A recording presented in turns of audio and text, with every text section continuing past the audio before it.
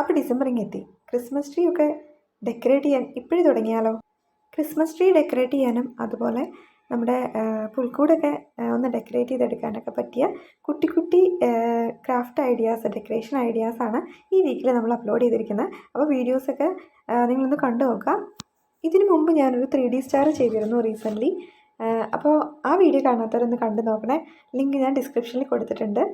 അപ്പോൾ നമ്മളൊരു ഹാങ്ങിങ് ഡെക്കറേഷനാണ് ചെയ്യുന്നത്. അപ്പോൾ അതിനായിട്ട് ആദ്യം നമ്മൾ ഒരു കളർ പേപ്പർ എടുത്തിട്ട് അതിനെ രണ്ടായിട്ട് ഫോൾഡ് ചെയ്തെടുക്കുക. ഇതുപോലെ ഫോൾഡ് ചെയ്തതിൻ്റെ ഓപ്പോസിറ്റ് സൈഡിൽ ഇതുപോലെ ഒന്ന് ചെറുതായിട്ട് മടക്കി കൊടുക്കുക. ഒരു 2 സെൻറ്റിമീറ്ററൊക്കെ മതിയാവും. ആ ഒരു ചെറിയ ഒരു വിഡ്ത്തിൽ വേണം നമ്മൾ ഇത് ഫോൾഡ് ചെയ്ത് കൊടുക്കാനായിട്ട്. ഇനി നമ്മൾ ആദ്യം ഫോൾഡ് ചെയ്ത് വെച്ചിരിക്കുന്ന ആ ഭാഗം ഉണ്ടല്ലോ, അവിടെ നിന്ന് നമ്മൾ മുകളിലേക്ക് ഇതുപോലെ ടൈനി ആയിട്ട് വളരെ തിന്നായിട്ട് ഇതുപോലെ കട്ട് ചെയ്ത് എടുക്കുക.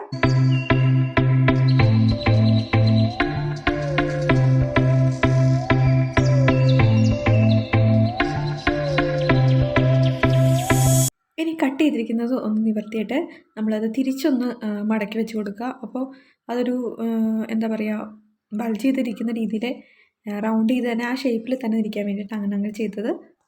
ഇനി മറ്റൊരു കളർ പേപ്പർ എടുത്തിട്ട് അതിൻ്റെ ഒരു 2 or 3 സെൻറ്റിമീറ്റർ ഒരു സൈഡ് കട്ട് ചെയ്തെടുക്കാം. ആ ഒരു കട്ട് പീസിൻ്റെ 2 സൈഡിൽ നമുക്ക് ഗം അപ്ലൈ ചെയ്ത് കൊടുക്കാം. നമ്മൾ സർക്കുലർ റിംഗോസ് എന്നാണ് ഇതിന് പറയുന്നത്. അപ്പം ഞാൻ ആദ്യം ഒരെണ്ണം ചെയ്ത് വെച്ചിട്ടുണ്ടല്ലോ, ഒരു വയലറ്റ് കളറ്. അപ്പോൾ ഈ ഒരു സംഭവം ചെയ്യുന്നത് ശരിക്കും പറഞ്ഞാൽ എന്താ പറയുക, ഒരു ഹാങ്ങിങ് ഡെക്കറേഷൻ എന്നുള്ള രീതിയിലാണ് നമുക്ക് ചെയ്തെടുക്കാൻ പറ്റുക. ഇനി നമ്മൾ ഗം ഒട്ടിച്ച് കൊടുത്ത 2 സൈഡും ഇതുപോലെ നമ്മൾ പേപ്പർ കട്ടിങ് ആദ്യം ചെയ്ത് വെച്ചതിന് സൈഡിൽ തന്നെ 2 എൻഡിലും ഒട്ടിച്ച് കൊടുക്കുക അതുപോലെ തന്നെ. അപ്പോൾ നമുക്ക് അത് ഫുള്ളായിട്ട് അതങ്ങ് കവർ ചെയ്തെടുക്കാൻ പറ്റും. റൗണ്ടിൽ ആ ഒരു സിലിണ്ടറിക്കൽ ഷേപ്പിൽ അത് എടുക്കാൻ വേണ്ടിയിട്ടാണ് നമ്മളിങ്ങനെ ഒരു സപ്പോർട്ട് എക്സ്ട്രാ പേപ്പർ വെച്ചിട്ട് ഒട്ടിച്ച് കൊടുക്കുക. അപ്പോൾ അതാ ഇങ്ങനൊരു ഷേപ്പിൽ അത് വന്നിട്ടുണ്ട്. ഇനി നമുക്കൊരു ഗ്ലിറ്റർ പേപ്പർ വേണം. അത് ഗ്ലിറ്റർ പേപ്പർ തന്നെ വേണമെന്നില്ല, കളർ പേപ്പർ ആയാലും മതി. അതിൻ്റെ ഒരു സൈഡിൽ നിന്ന് വളരെ തിന്നായുള്ള കട്ടിങ്സ് എടുക്കുക. അത് നമുക്ക് ശരിക്കും പറഞ്ഞാൽ നമ്മുടെ ഫുൾ ക്രാഫ്റ്റ് ചെയ്ത് കഴിഞ്ഞിട്ട് ആവശ്യമുള്ളതാണ്. ഇത് നമുക്ക് സർക്കിൾ ഷേപ്പിലോ അല്ലെങ്കിൽ റെക്ടാങ്കിൾ ഷേപ്പിലോ സ്ക്വയർ ഷേപ്പിലോ ഒക്കെ കട്ട് ചെയ്ത് വയ്ക്കാം. അപ്പോൾ ഞാൻ ഓൾറെഡി ഇവിടെ ചെയ്ത് വെച്ചിരിക്കുന്ന റിംഗോസിൽ ഒരു റോസ് കളർ ബോയും അതുപോലെ തന്നെ ഞാനൊരു വയലറ്റ് ബോയും ഉണ്ടാക്കിയിട്ടുണ്ട്. അപ്പോൾ പേപ്പർ ബോ അല്ലെങ്കിൽ പേപ്പർ റിബൺ ഉണ്ടാക്കുന്നത് എങ്ങനെയാണെന്ന് അറിയണമെങ്കിൽ ഓൾറെഡി ഞാനൊരു വീഡിയോ ചെയ്തിട്ടുണ്ട്. അപ്പോൾ അത് ഞാൻ ഡിസ്ക്രിപ്ഷനിൽ കൊടുക്കാം.